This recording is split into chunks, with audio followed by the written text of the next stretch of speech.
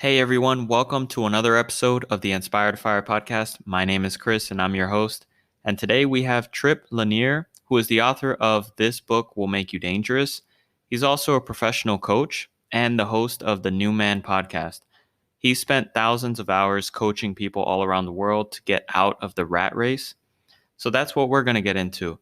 We get into ways of escaping the rat race with not just work, but any rat race your mind might create for yourself. We also get into playing offense in life instead of always trying to play defense, and how to overcome difficult situations or conversations with family or friends. I learned so much during my talk with Tripp, and I hope you guys get a lot of value from our conversation as well. So without further ado, here it is.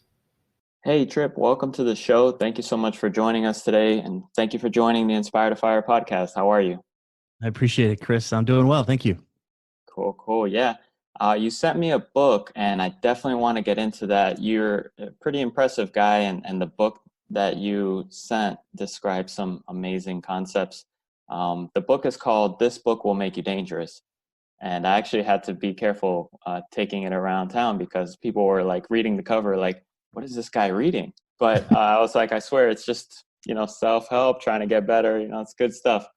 But yeah, just tell us a little bit about yourself, Tripp, and, what inspired you to write this book. And then before that, even your story before. Well, I'd say what inspired me to write this book. I was someone who created some success early on in my life. I was really fortunate. I started my first company 5 months out of graduating from school. I didn't have any business knowledge. I didn't really understand finances at all. I was a broke college student.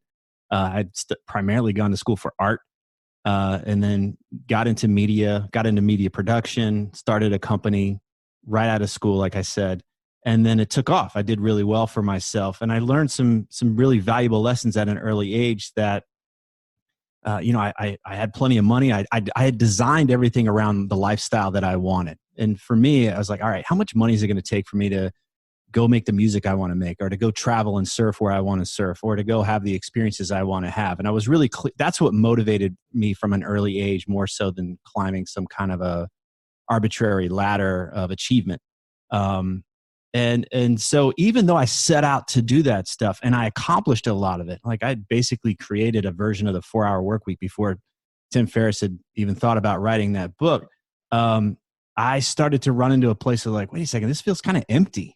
I even though I was doing so many things that I enjoyed doing, I was surprised that I was living in a outside of alignment with my deeper values. And so to answer your question, what had me write this book? This was the book that I wish I could have been able to read 20 something years ago, when I was in that place of what now? What really matters to me now? I've got this life. I don't know how long I'm going to get to live. So what is it that I really want to enjoy? Is it just going to be about chasing money or trying to be more important or whatever those things might be? Or is there something deeper for me? And so I wanted to answer those questions, but do so in a way that isn't airy-fairy or woo-woo or weird or too intellectual that we couldn't get it. And so for me, it's all about humor. It's all about being really grounded and practical. And that's the spirit of the book. Yeah, and that's the gist. That's what I got from the book as well. It seemed like you were a really down-to-earth person.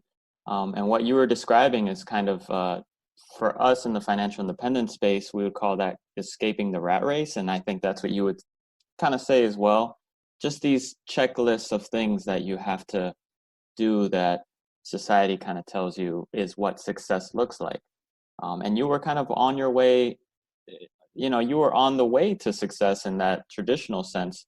But then you kind of switched it up and you sold your company. Is that right? After 12 years? That's correct. Yeah, I had gone through a pretty big awakening on a personal level. I'd really gotten into personal growth and even spiritual development. I was going on meditation retreats, and I just was this voracious guinea pig. Like I wanted to experience all these things that were outside of my comfort zone previously, and I realized that I felt called to do something that actually was meaningful for other people. I enjoyed having these conversations with people. It's like, what do you really want to do in this lifetime? And then how do we go create that? I was a creative person by, it's just essentially who I am. And I liked seeing creating our lives from that space as well, not just going to make a record or going to make a piece of art, but like, let's look at our lives through that lens and figure out what we want to create, instead of like, all right, here's my goal, I'm going to make X amount this year. We put our head down, we don't have any fun, we don't enjoy it. There's nothing in there that lights us up about that. So I started to feel out of alignment with some of the work that I was doing there, even though I'd set up this company that most people would kill to have. But even then, at such an early age, I was like, I can't just keep doing this. I can't do this another 5, 10, 20, 30 years. So what is it that I really want to do? And that's where I started to step into becoming a professional coach. Yep. And it's true. Time is our only finite resource. So we have to value it as much as possible. And so this book will make you dangerous. What do you mean by it will make you dangerous? Like, am I more dangerous now that I've read the book? Can you go into that a little bit? We'll see. Should Most of I us be on have parole no or something? idea. I would say, I've coached some pretty accomplished people. I'm talking about people at the top of their game in the corporate world. I'm talking about military special operators. Exceptional people that have had a lot of training and a lot of work to get to where they are. And what I found is they're just like the rest of us. That at the end of the day, we get held back by our core beliefs. We get held back by a sense of like, I don't want to go down that road. That might be uncomfortable. I don't want to go down that road. That might not be secure or safe.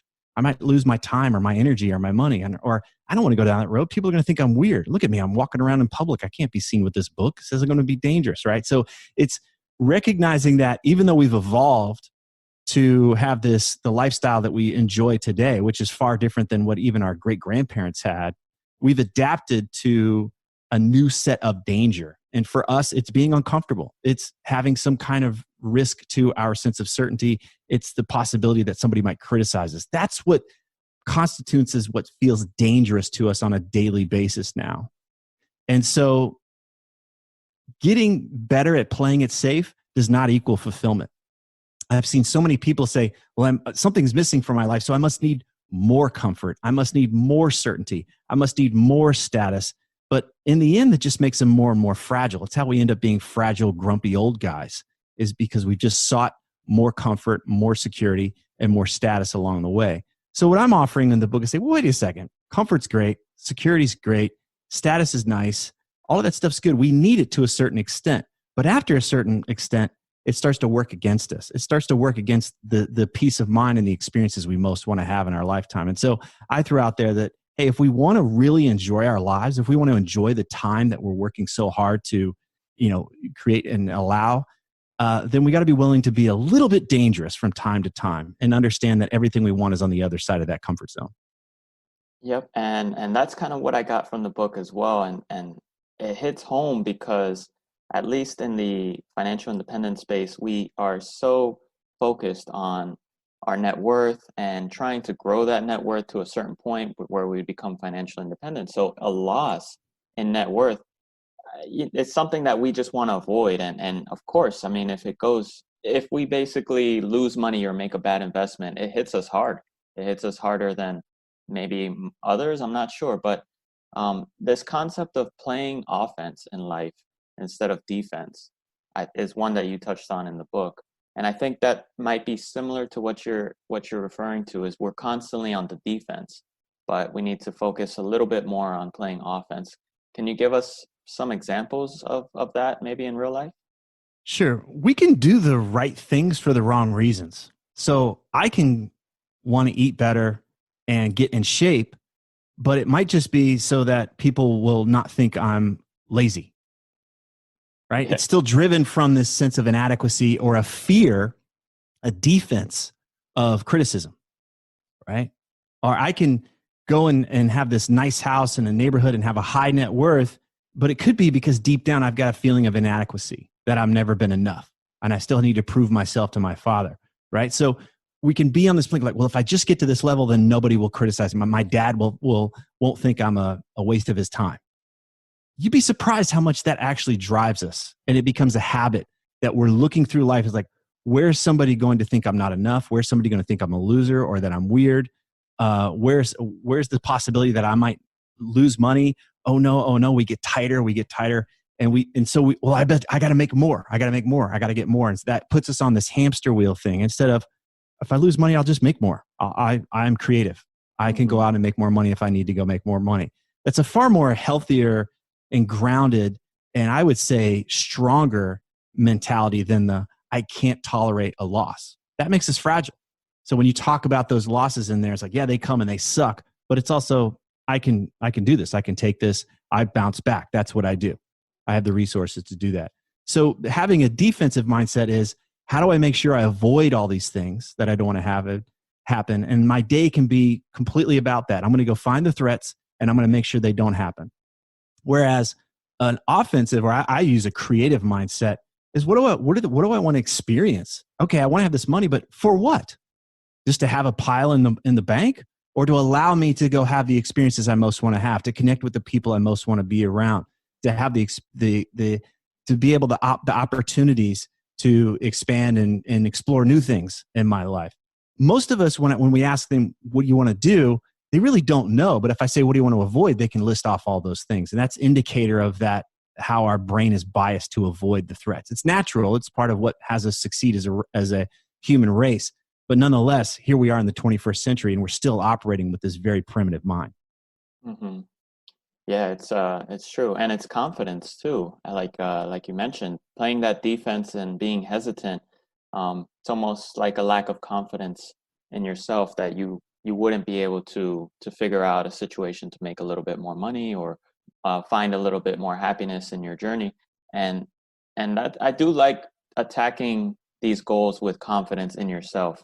I think it makes a huge difference. So that is exactly the way I'd like to experience life, and how have others as well experience life in that sense, and enjoying the journey.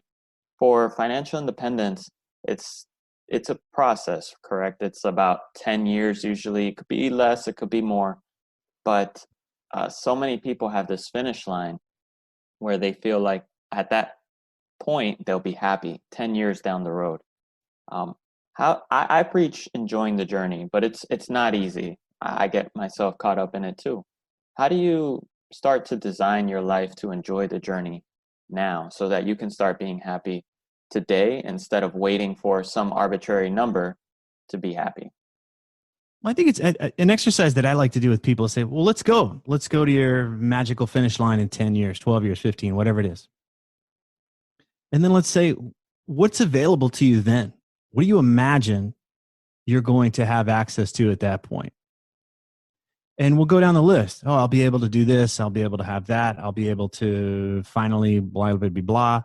And I say, great. And we write all those things down. I say, now imagine how you think those things would feel. What's the experience you think you would have as a result? Because whether we know it or not, we have a theory that's like, once I get to this place and I finally have this, like, think when you were a kid, right? Christmas morning, I'm finally going to get this toy. I can't wait. I've been pissing myself for the last 3 weeks thinking about this, knowing that this toy is going to be underneath the Christmas tree. And you wake up and you're wanting this experience. And some of us have woken up, gotten that toy, and then 15 minutes later, an hour later, it wasn't what we expected. It was like, huh. Now, that's an indicator that we had a theory that once I have this thing, I'm going to experience this other thing. And I like to group those basic experiences into 4 basic groups. I'm going to have freedom. I'm going to feel free. I'm going to feel expansive. I'm going to feel alive. Yes, I'm going to be in a state of flow, or I'm going to be in a state of like fire lit up.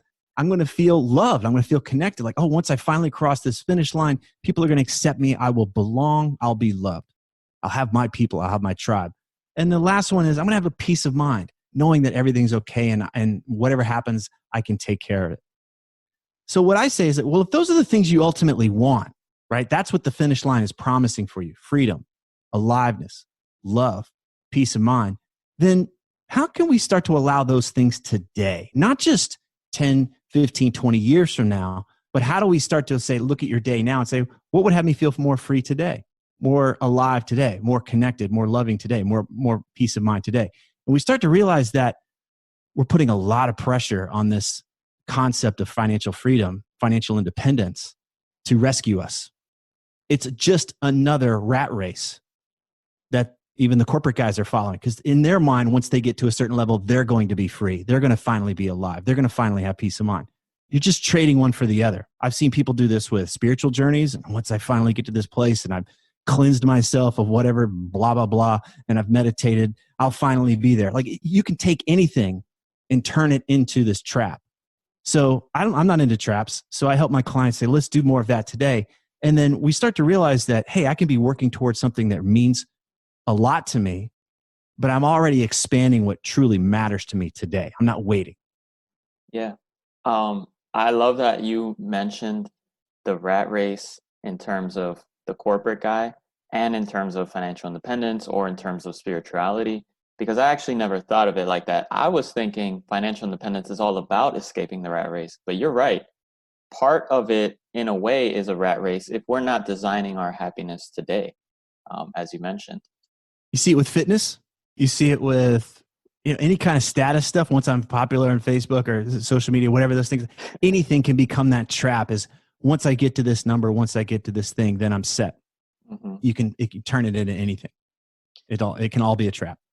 So, and that's kind of like the hedonic adaptation. Have you heard of that concept?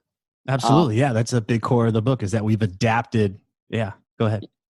Yeah. So I think it's great that you brought that up, and in a different way as well, breaking down the freedom, aliveness, love, and peace. Those are like four pillars that you can kind of have a balanced lifestyle around. But how do we balance reminding ourselves of our good fortune? Every day we wake up and we have food on the table or shelter, etc. And then also the ambition that we might have in ourselves to gain more, because that's just something, passionate people, especially in corporate world or pursuing financial independence, there's some ambition to us, correct? And then does that bring fulfillment, that ambition as well? How do we balance the two? Um, Again, we can do the right things for the wrong reasons. So if our ambition is driven from a core belief that we're not enough, that we're inadequate, that we suck, it's like it's the fat guy inside of a skinny guy's body, right? It's like he's never going to be enough. He's never going to feel that way. Then you can be striving to fill that empty hole. So I would want to understand that that's what's really driving me if I were going to feed into that more and more. The other side is, what do I want to create? I'm loving my life. I'm enjoying my life. And I also want to improve it. I'm not done. I'm not going to just gonna sit on my ass here. I'm a creative person. My opportunity in this lifetime is to create new experiences and to create new opportunities. So how do I want to play? Mm-hmm. So I'm enjoying what I've got, but I'd also like to expand in these ways as well.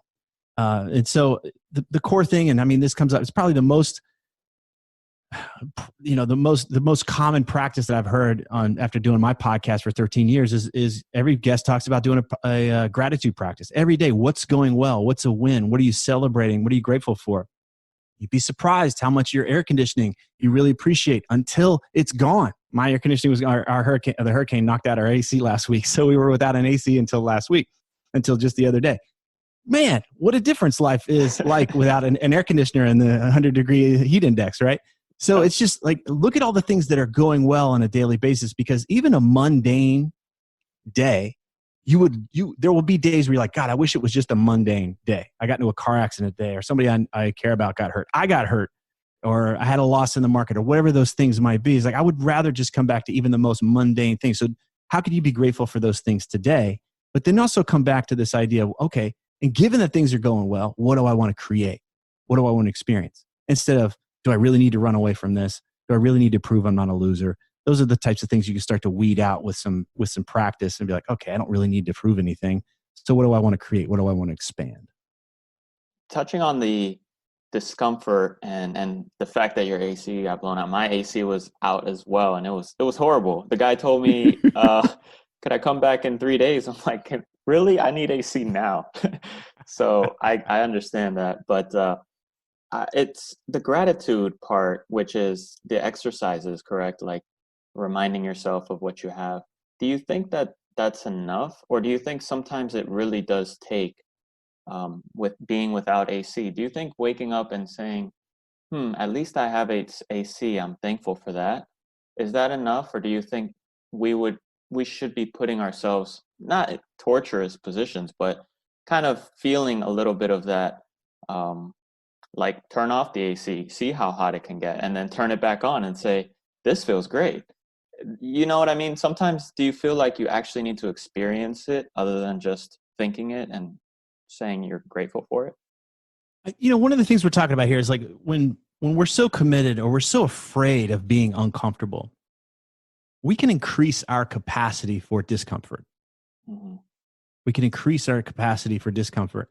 And so this is where the workouts we do in the gym can do that. Like when you put yourself into an intense state, not a dangerous state, not where you're going to be hurt or anything, but to put yourself in a state where your brain is going, stop, I can't take it anymore. Right. But you know you're not in danger.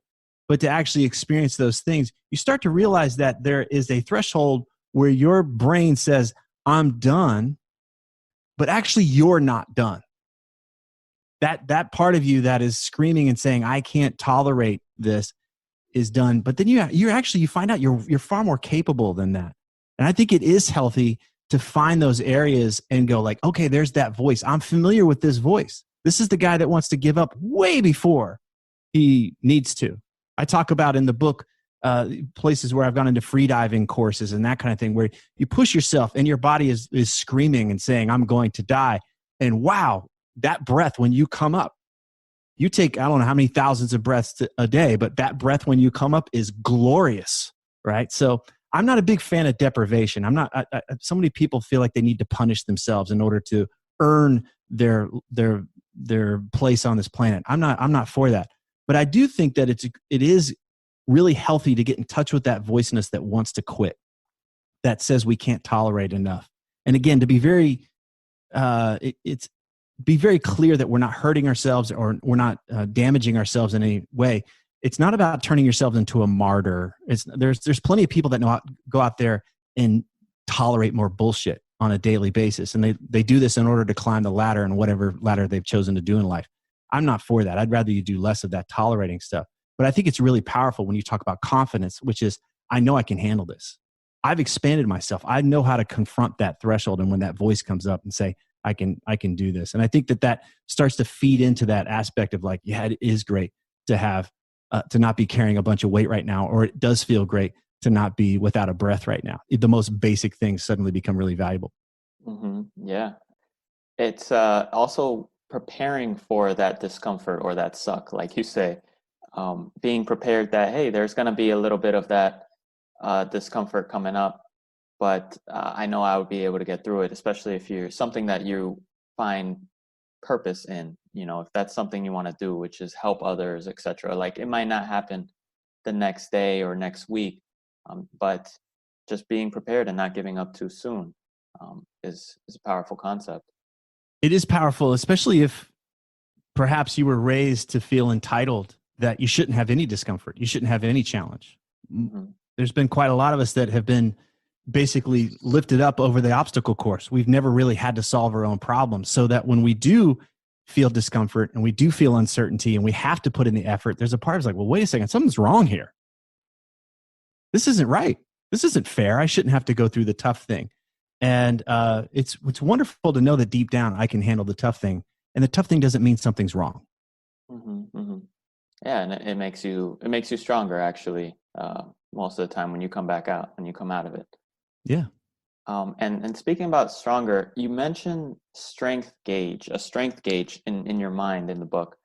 Can we dive into that a little bit? I thought that was really interesting how you apply that to your day-to-day life.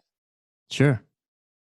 I had a conversation with a coaching prospect a couple of years ago, and this person was, from the outside, if you look at their LinkedIn profile, you look at what they've done, it was really impressive. The people this person had worked with, and she was stepping into this really high level role at this very forward thinking company. The upside was huge. If this company took off, she could be making close to billions. Like she'd be moving into that realm.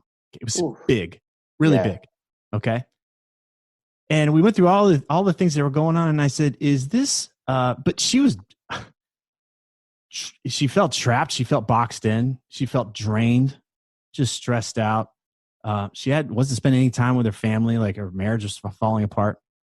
And I remember just asking her, I was like, "Is this making you stronger? Is this version of success for you actually making you stronger?" And she was kind of like, I don't understand. And I was like, well, you don't work out. You don't take care of yourself. You don't eat well. You're not sleeping. You don't spend time with your family. Like even just on a basic level, the basic needs that we have as human beings, you're denying for that. And we just started to look in her life where she was depriving herself on all these levels just so that she could be super wealthy. And something was out of whack there because we started to see that she wasn't doing this to be strong. She was doing it to be successful. And when she realized the cost it was taking on her body, on her family, and all the things she said were really important to her, we started to see how out of alignment that she was. And so the work became, how do we create more alignment so that you can be successful if that's what you want? You can be financially successful, but it wasn't going to be at the cost of making you weak as a result. Yeah, and alignment is key.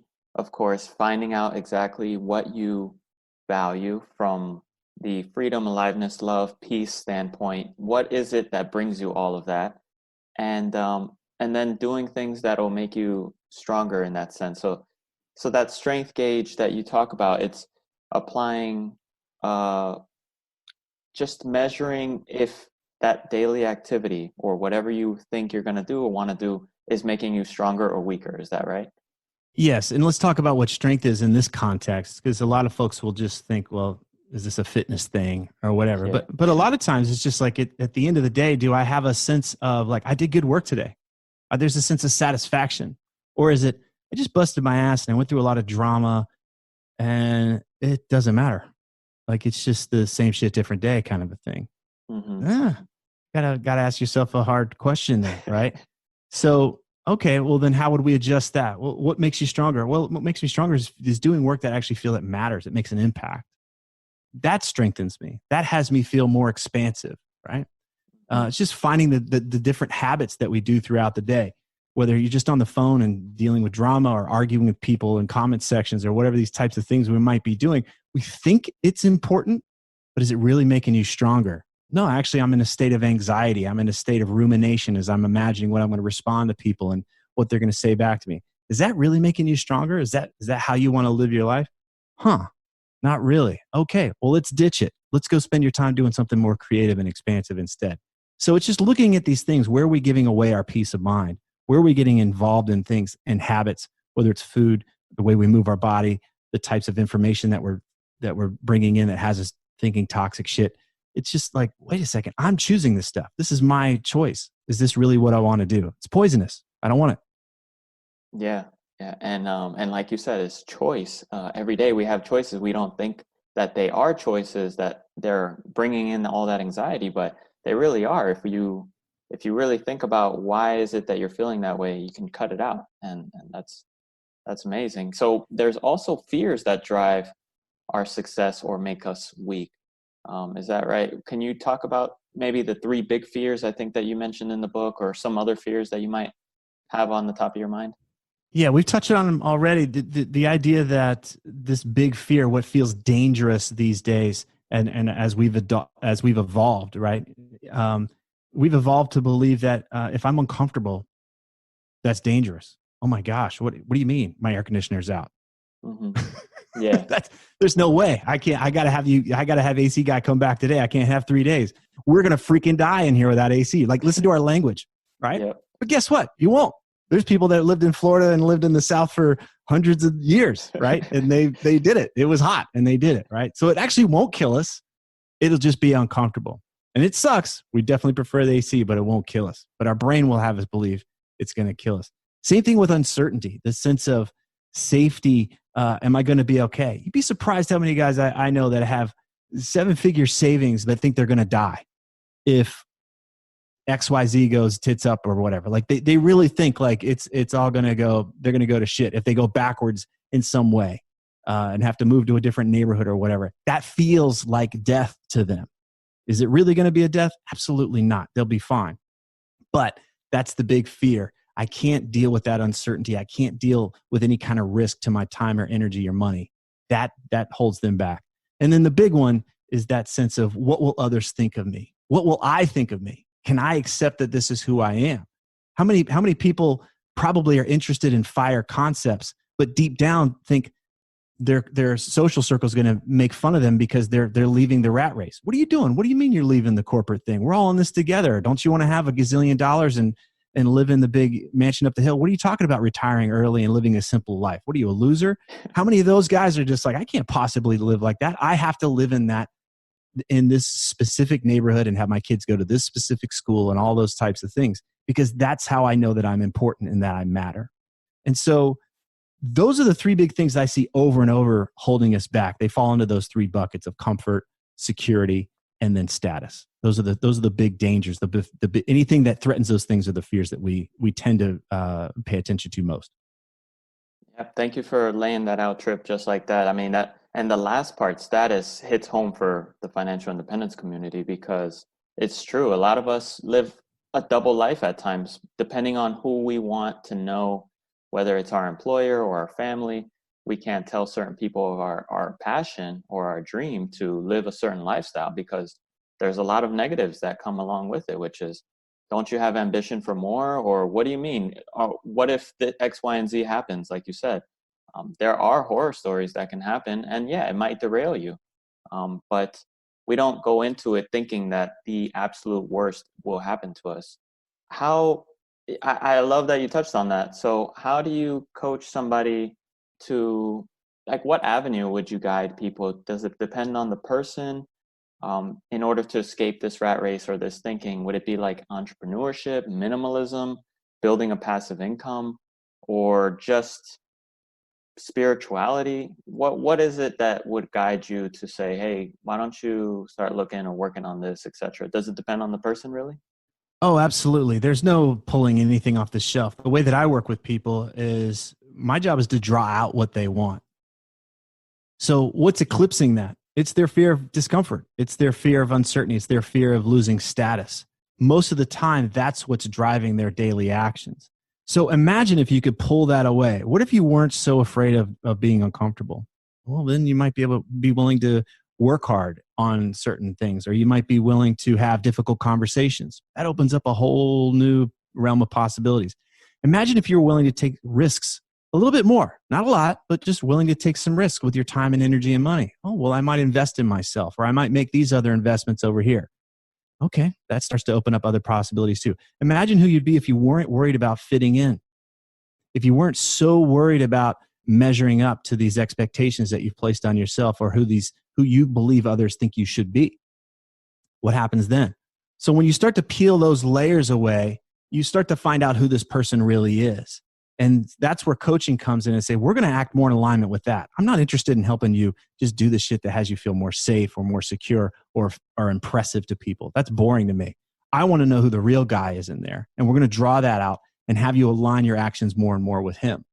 And that's where it's going to feel dangerous. You're going to be like, oh man, well, that might be uncomfortable. It might be a little riskier. What are they going to think of me if I actually start to do this? But we just do baby steps a little bit at a time, and you build momentum. And before you know it, you're just acting more and more in alignment with that. And that's where we feel that freedom, that aliveness, that you have the people that are in your life genuinely love and connect with you because they love who you are instead of who you think you have to be in order to impress them. And all of that impacts the peace of mind that we have. Yep. And the difficult conversations that you raised, could you give us an example of maybe just a quick one, if you have one off the top of your mind, but one that would just kind of solidify that idea of how somebody would start with having that difficult conversation? Somebody doesn't want to tell their significant other of the financial independence movement that they just found, and they really are excited for it, or maybe their family or whoever, their friends, because they have that fear of backlash or of getting put down. Yeah. Where would somebody start with maybe that difficult conversation? Well, the first thing I like to do is let's figure out what you want, what's important to you. And so maybe the client says something like, I really want to, the more I learn about financial independence, the more that I want to put my time and energy towards that. But what? But I don't think my wife's going to go along with it. She likes to shop. She likes to have the nice things. She wants to live in that neighborhood. And so it's like, oh my gosh, like this could mean the end of our marriage. If I were to really commit to this and she's not a yes to it, then will she still love me? That's a huge dilemma. That's a huge bind. So, okay, I may ask the guy, what's the story you have? What's the assumption? Well, my assumption is if I bring it up, she's going to criticize me. She's going to belittle me. She's going to make fun of me. She's going to shut me down or whatever those things are. I'll say, great. And then what if she did? Would that be the end of the world? Right, let's just go there. Let's die. Let's just die right now. Like, imagine that's what actually happened. Would that be the end of it? Would that be the end of you? Well, I guess not. Right. It might be uncomfortable. Right. But would that really be the end of it? And you just start to realize, oh, that's the thing I'm avoiding, is that discomfort of the criticism or the blowback or the misunderstanding. And then to tap into that deeper part of us and say, well, it would suck, but I'd be okay. And then we could go through some skillful ways of just talking about, say, hey, I'd like to set up a time. I want to talk to you about these ideas that I'm really into. And I want to explain why they mean a lot to me. And then I want to talk about, maybe we can start to see if there's some ways that we can move more in this direction. Would you be open to that?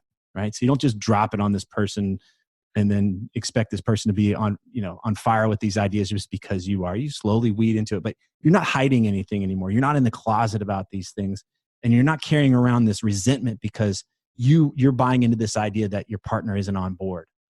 Mm-hmm, mm-hmm. It seems as though the same concept keeps coming up, which, thank you for bringing up that you would tactfully go about the discussion, because that's important. You don't want to just spring it on somebody, especially your spouse or a family member. But yeah, you don't want to be so afraid that you never tell them, and maybe that dream of yours just dies within because you just killed it before you even were able to say, let me try to attack it. And it goes back to that same concept of what you're saying. You're so afraid of something, and you just say, get to that place in your mind. Just fast forward and see, what is it? Did you die? Because if you didn't, then maybe let's see if we can do something about it. That seems to be the driving force behind a lot of getting around these fears. This is why we've got to have a much bigger perspective about our life. This is why we've got to be in touch with what really means something to us, because otherwise this primitive brain will just goes through the day. What do I got to do to make sure I'm not uncomfortable? What do I do so that I'm not at risk? What do I do so that I don't get into a fight or rock the boat with my wife? And we just get into that reactive place day after day. And in the back of our minds, like, one day I really hope that something falls out of the sky and she's the one that comes up and gives me permission to finally talk about financial independence the way that I want to. That's a victim mentality. And there's a lot of powerful guys that live that way. They're afraid to talk to their partners about the finances, especially sex, right? Those types of things, like, yeah, we just don't talk about that stuff. We'll go way into debt. We'll go into do all this dumb stuff that has a huge impact on our long-term sense of well-being financially, but we won't have these conversations. I'll go jump out of a plane. I won't have this conversation with my wife. Now you tell me what's dangerous in that scenario. I'm going to say jump out of the plane, right? Yeah, that makes absolutely no sense. But you're right. True. It's just the way our minds are programmed sometimes, or society. I'm not sure what it is, but you're so right. We would rather I'll go do a Spartan race. I'll go do a Spartan race. I'll do a Tough Mudder. I'll jump out of a plane. Do you have a conversation with your wife about your finances? No. Exactly. It's hard. I have compassion, right? But when you zoom out and you say, wait a second, is this really how I want to live my life? Is this really it? Is to be bullied by my own thoughts, to be bullied by my fears? Or is it, I'm going to take a stand for what I really believe and understand that conversation may suck. There may be an understanding. It may be something we have to revisit a week later, but it's something that's worthwhile. I'm playing the long game here instead of the short game of what do I do to be comfortable? Mm-hmm. Yep. I love the concepts that you describe in this book, and I think we can go on and on. I mean, if you're okay with it, I'd like to get into just a little bit more, but yeah, it's just so many great things in this book. Can you go into the suck of learning? That was one thing that caught me. Your pool story, for example. Can you just I don't know, something to lighten the mood? Or well, think about this. A lot of times, so let's say I'm working with a client, right? And he's like, yeah, I want to go down this road. I want to do this thing. He's all right, I'm on board. And then we're in it. We're in a few weeks in. He's like, you know what? This sucks. This is bullshit. I don't want to deal with this. And it's like, okay, well, let's look at where you are in the process. Because learning how to do something is way different. And the experience of learning how to do something is way different than being able to do it. So I love to swim. I go in the ocean regularly. Learning how to swim sucked. Some woman just threw me in the pool and I thought I was going to die. That was not I was not like, hey, this is great. I want to do this the rest of my life. In fact, I want to live near the ocean so I can do this every day. I just thought I was going to die. Right. So that's an extreme example, but riding a bike can suck. Learning to ride a bike can suck, but riding a bike's really fun. Sex was really weird for me the first time around. It was like, I don't know what the big deal is here, but sex became really enjoyable after that. Didn't take long. So it's just good to keep an eye on where we are in that learning process and give ourselves permission to, it's okay to suck. We don't have to do the deprivation thing or the martyrdom thing, but say, let me get to a place where I've got a bit of competency here. Mm-hmm. Because there's been places in my business where there's been so many things I had to learn. And I'm just like, you know what? I want to throw in the towel. This sucks. I don't want to do this. This isn't what I want to do. I can't see myself doing this another 20 years. And I get a level of competency with it and say, oh, this is fun. When I can do this thing, it's actually really fun. And I want to keep doing it. So I think it's great to have that mature mindset of recognizing, hey, I'm in the learning process, so it's going to suck.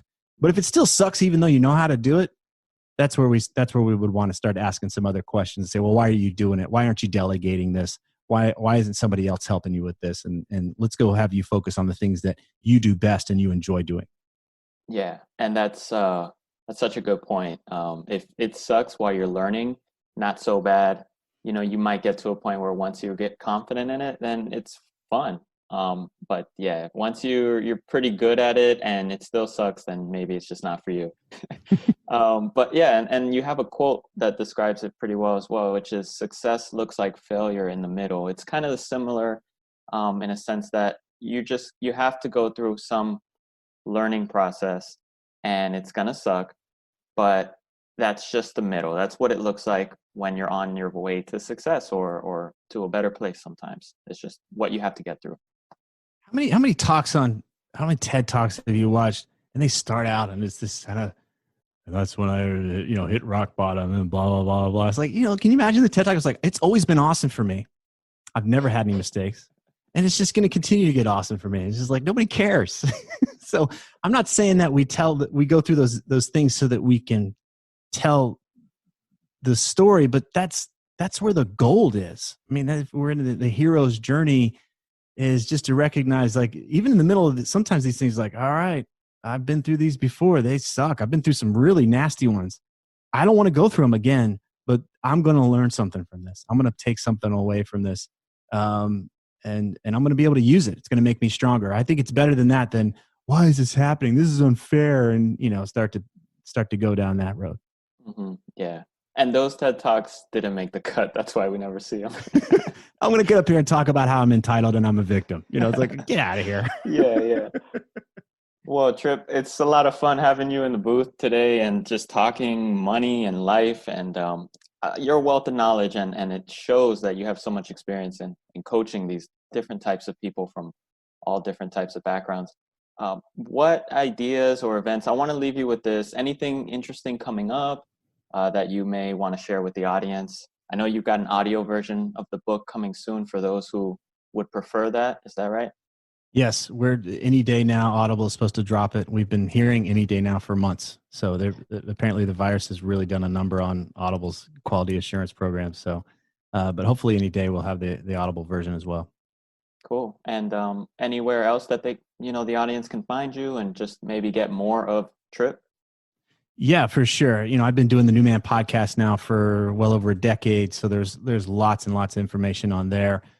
Stuff that I've written, but also many interviews that I've done with all types of people. So you can check that out. That's all free. And then I've got a ton of free offerings available at thenewmanpodcast.com. If you want to learn more about the coaching that I do, you can go to tripplanier.com. And then the book is available on every Amazon, no matter what country you're in. Cool. And you had Tim Ferriss on the show, I think? Tim Ferriss, yeah. We've had Ferriss on the show. Yeah. Oh, man. That's a great episode. I'm going to go actually listen to that one after this and, try and send him an email because if he gets on my show, then that'll be fantastic.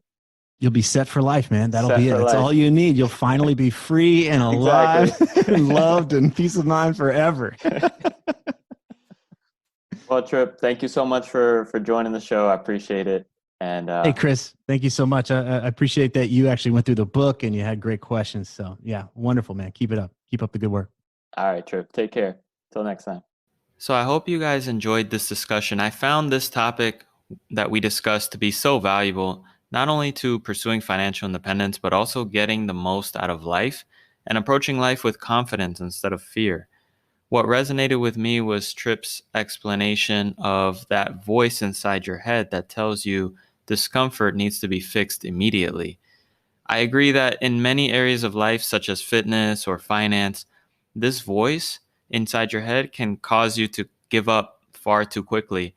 He did talk about making sure that you are safe and you listen to your body in that sense as well, but that voice, it doesn't like discomfort. We're trained to avoid discomfort in any way. So I love that he mentioned that that voice is just a voice, and you can tell it. You can acknowledge it, but know that you're capable of more. Another takeaway for me was when he mentioned that a lot of times learning something new is not fun. Learning to ride a bike might not be fun if you're falling and scraping your knee. Learning a new language can be very frustrating at first, but the reward of a wonderful bike ride or an in depth conversation with somebody in another language is where it all pays off. So, not letting that initial discomfort or frustration keep us from the reward once we've mastered that craft is so important. So, again, I hope you guys got a lot out of this show. And if you have, please subscribe and share this show with your family and friends. I have a new show every other Thursday, so stay tuned for more great episodes. Thank you guys so much for listening, and until next time.